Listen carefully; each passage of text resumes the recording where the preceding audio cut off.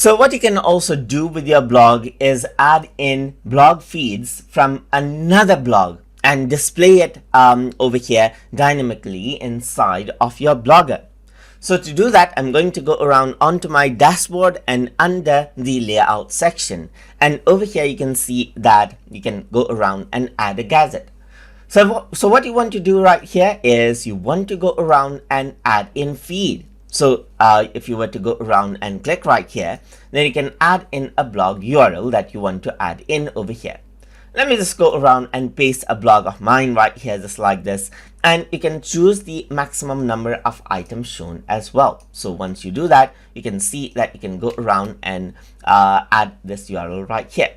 Once you do that, let's just go around and click on continue, and it took the blog feed URL for that particular blog right here, and you got the title of that particular blog as well.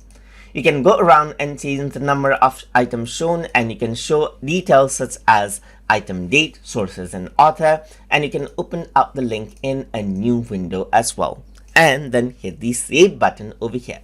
Once you do that, you can go around and refresh it over here, and once you refresh it, you can see the YouTube news and reviews blog, and you can see the titles of the blog right here.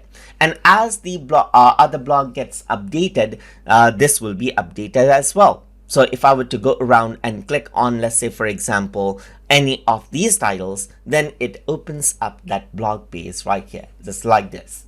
And that is how you can go around and add in feed in your blogger as well by using the Feed Gadget inside of your blogger. So I hope you guys learned something as always. And as always, please like, comment, share, and subscribe.